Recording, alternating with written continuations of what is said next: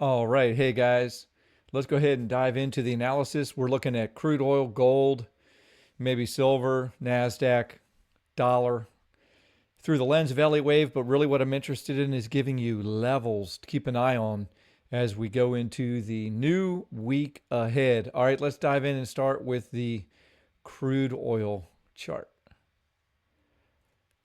All right, so here we go on a 4 hour chart. If you're in the club, and by the club I mean the Professor Trades Club, the link of which is in the description of this video, you'll know that I was looking for a bigger bounce. Starting with all of these little circles, I was thinking it needs to bounce more, and it just kept grinding on lower.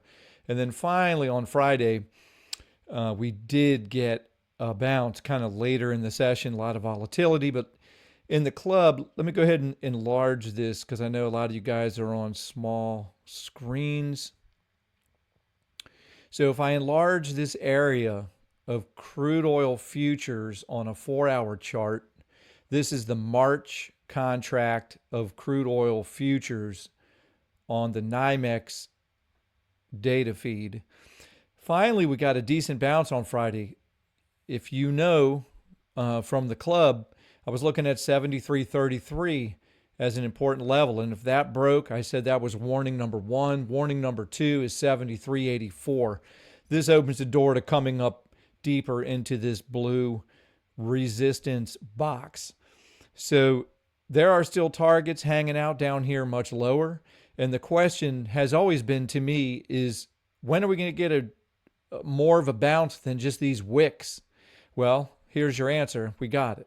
So now I was very occupied with my gold trade and my NASDAQ trade, so I did not get into oil in the afternoon on Friday.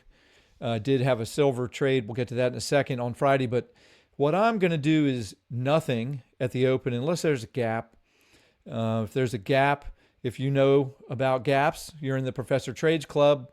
We're all over the gaps. So if there's a gap in oil, we'll take a look. And usually take the trade depending. So let's see if there's any gaps at the open. But the first level that I'm going to keep an eye on, let me drop down to a smaller degree chart on crude oil, looking at the 21-minute.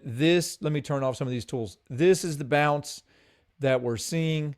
I use a couple of additional technical analysis tools, nothing crazy, nothing fancy, a little VWAP, a little SAR, and a little moving averages. So let's just get back to pure price action. This initial move off of that low is very clearly in three waves. That's a suggestion that it's corrective, which supports my idea that there's lower to come. However, this thing could bounce.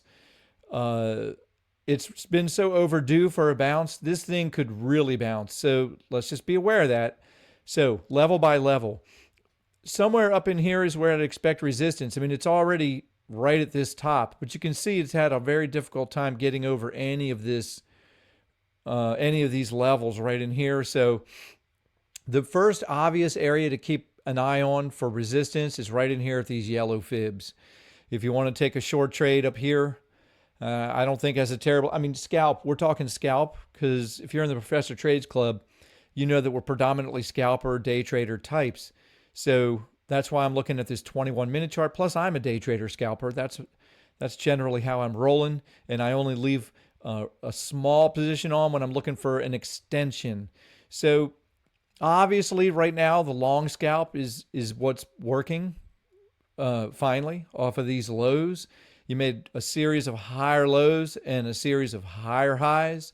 So if you just take that at face value, and using a little Elliott wave measurements for a corrective bounce, really this is the level to keep an eye on to see what happens if and when price reaches this level, 74.18. If it wants to keep coming above there, the next level of resistance, just call it 74.50. If it really wants to keep coming, let me go back to my 4 hour chart. Now let me just mark. See this? We had this massive move down, and see this wick came up and took about half of that candle. So here's the way I've learned to think about these levels from the Professor Armando. I'm just going to put a little level on here. If price really wants to make it, and if it keeps coming up, not looking anything impulsive, but if it wants to keep coming up, I think this is another reasonable area to look for a short scalp. Would be, just call it 75.30 to 75.50. Right now, I know I'm giving you kind of a lot of a wide range, but look, we're right at a double top right here at this level. So first thing is, let's see what happens at the open. Okay, first thing is do nothing. Let's see what happens at the open. And 74.50 and 75.50 are levels that we just were talking about. So going back to the 21-minute chart, here is 74.50. If it makes it all the way up here, look for a reaction to that level. The next level we were looking at, although you can't see over to the left on this chart, is 75.50. But I'll tell you another simpler way. I just love the Professor Armando and the Professor Trades Club. I love his teaching for its simplicity and effectiveness. Elliott wave is complicated. It also is very powerful. Whereas the Professor Trades Club is teaching you really simple, effective things based on structure. So if I just look to grab some of these levels right through here and just drag it over,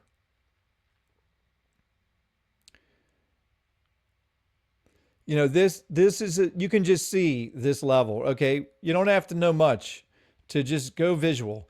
This acted as support, support, support, support. Then it acted as resistance, resistance, resistance, and now price is coming back up. It's nowhere near that level, but that is a level I would keep an eye on.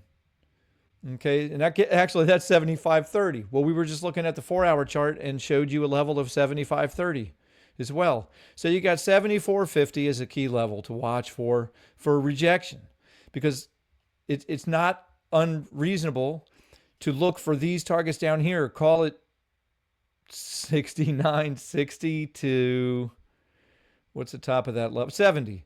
So, 70. Just call it 70. It's not going to be unreasonable to have the expectation to see 70 again, even if this bounces much more strongly. So at the moment, clearly price is bouncing higher. So let's go, see if there's a gap. Maybe we can trade for that at the open. Otherwise, do nothing until the morning. I'm going to come back in the morning and check to see where price is. I will not be surprised by anything, including that price overnight. Maybe it gaps up and then runs a bit up into here. If it does, I will be looking to short that for a gap close.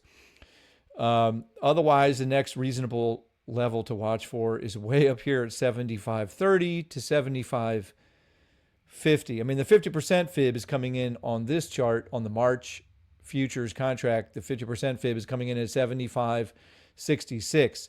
So, and you can see I've got this arrow here. I like my arrows. I've been tending to just leave them on the chart so I can historically just see how I was doing. And you can see this level right here, which is roughly where this red arrow was starting from, is exactly where we've been getting rejected all the way down. Did it come down as far as I was looking for right now? No. It's bouncing right now. All right. But you have your key levels to keep an eye on. All right.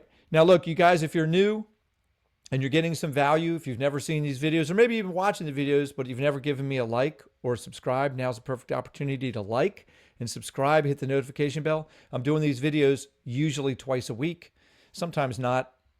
Depends how busy I got going on, but I'm in the club all the time, every day, posting the charts. Anyway, so thank you. Hit the like, subscribe. Now let's jump over to the gold chart. Gold, oh man, we had some really nice moves in gold this week. The bullishness exceeded certainly my expectations, got stopped a couple of times, burned some capital in a very risk-controlled, defined manner, and then layered back into some shorts, got it all back. Shorted again on this second pop-up above this 1618, which if you're inside the Professor Trades Club, you know I'm always looking for that level. I guided folks through. Whether they listened or not is a different story. But I know some folks were able to catch these shorts with me. It was kind of a fake out. You had the initial strike of the 1618 over here, really nice rejection, but then it popped back up, making a new high, and then it really let go. And I did layer into shorts again and posted some of those trades in the room. And so, you know, with the expectation that it comes down into the blue box, and look where we are. So the idea here with gold is, has it bottomed or not? Is it catching support? Now, this is the 4-hour chart on the gold March futures contract. These levels have been on my chart ever since over here. We had the 100 fib, and I suggested if it breaks above there, this is the level to watch. Well, it did break above there, came up, wicked above 1618, got a little rejection to the 236 fib, bounced up, made another high, and then really let go. Beautiful short for Friday afternoon, and then just kind of consolidated down here. So really that is the best trade, the easy trade. It's over. It's behind us now. You know, I delivered you a fantastic short entry based on clear parameters and very clear verbiage inside of the club, the 1618. We are now down at the 100 fib, which is a standard target. If price does hit the 1618, a combination of the blue fibs. I'm almost always putting these blue boxes on my charts when I'm looking for a wave 4. Sometimes it could morph into something like a wave 2, and then it will no longer be a blue box. So what I'm really getting at is this is an area to look for support. Now, unless it breaks 2791, all of this is reasonable area to see support. So, you know, at the moment, I'm going to do nothing, okay? The easy trade is over. It just happened. Look at this chart I'm showing you. This, you know, this just happened. So I'm flat. I'm done. So, you know, maybe in the morning on super early Monday morning after the overnight session has a chance to digest, you know, maybe if price is consolidating somewhere down here, you know, above 2,800 and looks like it wants to hold, maybe I'll take a long scalp. Because the real idea here with gold is if it's impulsive, it owes us one more shove higher. And it's also possible, by the way, that it comes up a lot higher than that. But I don't want to get into all this word salad that Elliott wave is so prone to. So I will just keep it very, very simple, hopping over to the daily chart. Either this is a B wave and this is going to keep coming lower for a proper wave 4, or, I mean, a deeper wave 4, I'm talking. That's still a distinct possibility, because that, in order for this, if this is going to keep going higher in wave 5, that means that this wave 4 was incredibly short duration of time. So I know I say that every week in my videos because it is still true. If this is all the way forward, that was incredibly short in duration of time. So all we're going to do is watch this level. This could be a B wave top, possible. And especially if this wants to come back up and get above here, but not make it to this box and then start rejecting again, it is possible that this is a B wave top, in which case we don't have to guess. We'll wait for a 5-wave impulsive move to the downside and a 3-wave correction. That's going to be the tell. That requires patience. So for right now, though, the real parameter is 2,800 to the downside. If it can hold this support in here and start building a nano-looking impulsive wave up. Right now, we have a very clear rejection from this 1618 region. Is it going to keep coming? If it is, you don't want to see it get below 2790. So I'm giving you some scalpable areas. Try long scalps as long as 2790 holds on the March COMEX futures contract. If 2790 holds, if we hold anywhere from now down into here, maybe it comes down a little bit, rattles around, catches support somewhere around this 50 fib at 2810, you know, to 2800, that's reasonable. But if this keeps coming, I'm going to not like it as much. But hey, as long as it bounces impulsively before it gets to 2790, I think there's a chance, and I'll adjust this target. I like it to hold right here. This is my preference. Okay, so here's my preference. Do not get below 2810 and start building a nano impulse, and then we start buying the dips and look for, you know, call it 28 86. But here's the thing, on the longer degree, on the higher degree structure, there are targets much higher. I know that sounds crazy, but it's just the way it works. There are some targets over here. This one right here is reasonable, 3,200, 3,200. Why? Because there's a fib there based on the entire structure, and the 200 fib is a very realistic structure, right, for a fifth wave. But at the same time, one extension up gets you to 3,200. And when gold or any metals is in their true bull mode, expect extensions. Okay, so yeah, technically this would be the next target for the way this is measuring in here, right? And I've just shown you that on this lower 4-hour chart, and then also on this 21-minute chart. Okay, but just keep in mind, if this holds and I start scalping to the long side, I'm not going to be surprised if this busts through this zone. But look, this is the next zone I'll be looking at to see a reaction. So these are just parameters, right? I'm not predicting anything. I don't have to predict anything. I just got to know where the parameters are. You know, because if I told you I was predicting that this would get rejected at that 1,618, you know, you had a short scalp.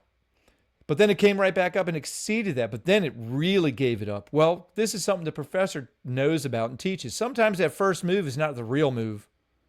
Then it reverses on you, makes a new high. Then you get the real move. It's also possible now that this could be an A, B, C, and that's all the move. But I'm not going to get into the weeds here. I'm just going to leave it at that. You've got the parameters, 2,800, 2,790 to the downside. To the upside, just call it 28. To the upside, just call it 2888 with top possible extension to 3,200. All right, that's gold. Silver, I was lucky enough on Friday late in the afternoon to catch this move down. It's very similar to what just happened in gold, although it's a different count, but it's very similar price action, which is it made a slight new high, nominal new high. This looks corrective. I took the shot, defined my risk, caught it, covered it, I'm done. Bam. Just off of these fibs. Now, this is a crazy extension in silver. So with silver, if it gets below here,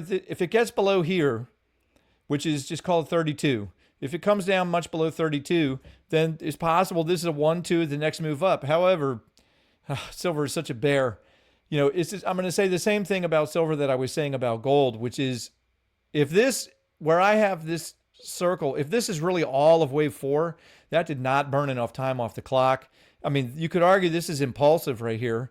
Okay, so this is very important, but these are the sort of longer time frame, higher degree parameters with the still potential to get a proper wave 4 or a more reasonable wave 4 to come down here, both in time and price, and just call it 2827.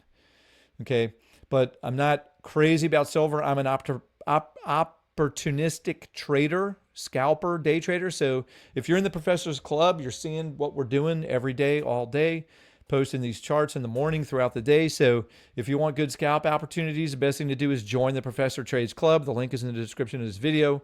So you get up-to-date information. This is going to change, but just for right now, the parameters are if it gets below 32, watch this gray area to hold and start getting some long scalps going, especially from right where this bottom of wave 4 is right here.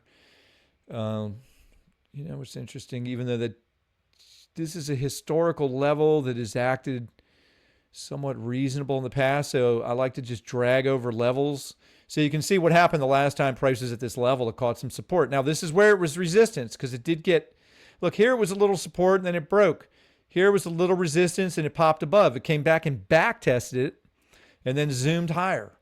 So I'm just saying, if this level breaks, this is the next level to watch. Just call it 31.20. That's an 80-cent difference.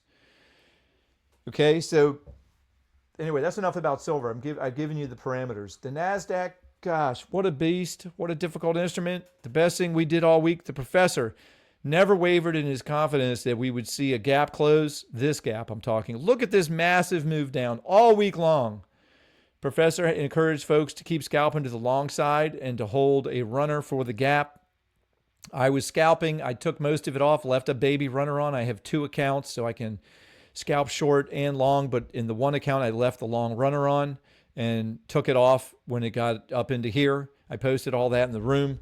So now It's pulling back, obviously. So to be honest with you, with NASDAQ, now that the easy, again, I like to say the easy part of the trade is done. I mean, these are my levels. This yellow, I have to move that up there. This is the 1, 2, 3, 6 getting rejected, came above the gap, closed the gap, and then some, and got rejected. At best, this is some kind of a diagonal, which opens up the door to a whole lot of possibilities. So I'm not going to get into that and turn this into a word salad. Again, the easy part of the trade is done. I mean, last week was easy. I mean, if you were sized appropriately, it was easy. If you were not sized appropriately, you would never survive the trade and probably get cut up and lose a lot of money. If you're struggling with, by the way, if you're struggling with your psychology, this is a perfect place. I'm showing you trades that I'm saying the easy part of the trade is over. If you need help with your psychology, I highly encourage you to join the Professor Trades Club. The link is in the description. Just getting his service is a little less than $1 a day. You can add my stuff on top. It's going to put you a little over $1 a day. I mean, minimal. To add my service, it's going to be called the Professor Trades Plus. You're going to get Elliott Wave stuff, which really gives you parameters for the runner. Elliott Wave is good at giving you projected targets and giving you levels, parameters to trade against. That's the strength of Elliott Wave. So you come join the room, you're getting updated all the time. I'm just doing these videos usually twice a week just to sort of give you a lay of the land and give you a taste of what's going on. The fact that we caught almost this entire move, honestly, from all the way down. Now, I did try to long scalp it over here with a very predefined risk, and I lost that trade, and then caught over 700 points on this move up. So that's the kind of magic that's happening inside of the room with the professor. You guys that are in the club and are watching this video, you know exactly what I'm talking about because you're there witnessing it all the time, every week. So anyway, it's pulling back. It's some kind of a diagonal. It's going to bounce at some point. It may have. I'm not going to create another word salad. The NASDAQ, the easy part of the trade is over. I'm going to wait until at least the market open on Monday to sort of discern what is going on. I think it's either going to hold very near here and give us another wave higher, or it's going to come down deeper. There's a lot of daylight down here. So if you want a long scalp, I would use 21,488 as a bit of a floor. You can see it's making higher highs and higher lows, right? That's what it's doing, but it's grinding up in kind of a shape of a diagonal. So if this is wave 3 of the diagonal, maybe this is an A, B, C for wave 3, and then now we're in wave 4 of the diagonal. So it could either be done already or it could come a little deeper, which if it is wave 4 of a diagonal, we're going to go up and get another high. Anyway, there's too many variables for me to talk realistically, so I'm going to keep it moving. All right, we're going to go over the dollar. Look at this. It came up. This may relate to the metals pulling back. The dollar, I moved these labels on Friday, or maybe it was Thursday, and I told everybody in the room, hey, I'm moving my labels because of the way this action, it won't keep coming down. So now it's coming back up. This is some kind of a corrective action on the dollar, and I still expect it to get smacked down. So I think what's going to happen is if it can get above, this is the moment of truth, actually. If the dollar gets above 108,602, which is right here, I think it's very likely you're going to see up in this gray box, and then these yellow fibs are the standard guidance for a 3-wave correction. And by the way, those 3 waves is something like this. I didn't put the labels on here, but it's going to be roughly something along these lines. 3-wave move. I'm going to adjust the degree just to get it somewhat close to what it should be. I'm not going to waste time on that. Okay, so if it's a 3-wave correction in the dollar before it resumes its decline, it's not going to get much above these yellow fibs in this gray box right here. And giving you a bird's eye view of the overall view of the dollar, which my chart hasn't changed in quite a while, is we've been looking for a B wave top, and we finally got the extension up here after a very long time that is very reasonable for the top to be in, meaning that top and now a B wave top. So I think what's happening is the dollar is coming up correctively, and once it gets rejected, it's going to resume the downward. And wouldn't that be interesting if that lines up with metals getting more of a correction as the dollar bounces?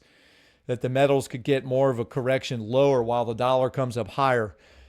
Okay. And there's also always, listen, anything can happen. So let me just stop talking. These are the clear parameters. It's the parameters that help us discern what may be happening next. We have to let price action unfold in the context of our parameters. That is really the strength of Elliott wave. All right. So let's just look at the Japanese yen. Look at this index. This wave came down, and I was tracking it, looking for a bottom. And this ratio box is where I was speculating a bottom may occur. And look at the reaction we finally got from the bottom of that box. And some of these levels that it was holding on the way down really did well.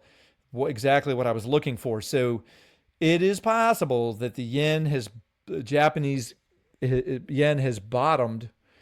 And this is holding support right in here for a three. Anytime you see the yellow fibs on my charts, you know it's corrective. Anytime you see the white fibs, you know I'm looking for some kind of impulse or diagonal. Usually the white fibs are impulse.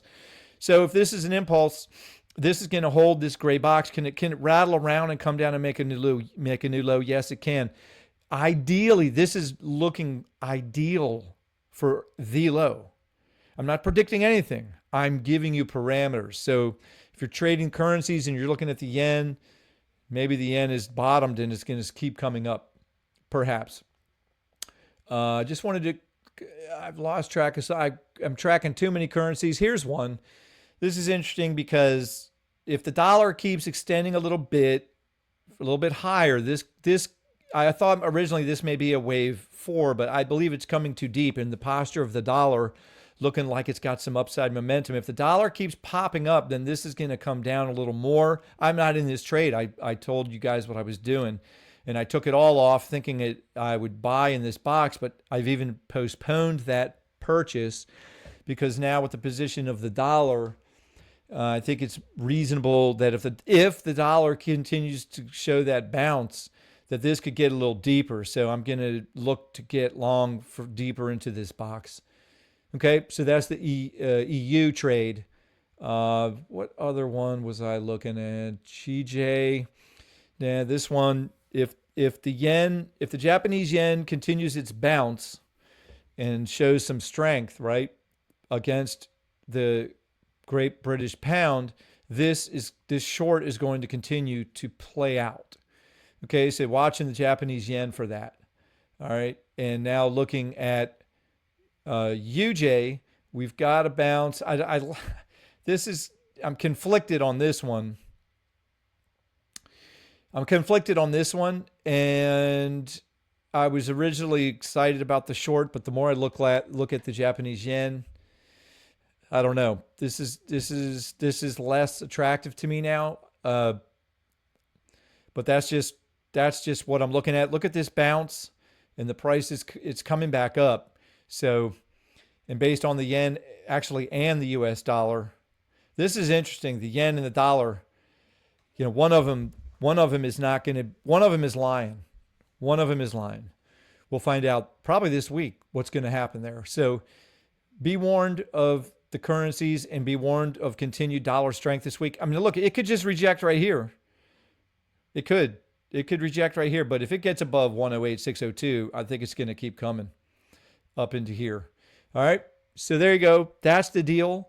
If you're finding value, please hit the like button. I appreciate that. I'm giving you all this value twice a week, usually for free 99. So give me a thumbs up, subscribe. It helps me out. It encourages me to keep making these videos. If you're looking to grab real value for less than $1 a day or massive value for a little more than $1 a day, check out the link in the description of this video. All right. Thanks a lot for watching, guys. I look forward to seeing you in the club, the Professor Trades. Thanks a lot for watching. See you in the room. Bye-bye.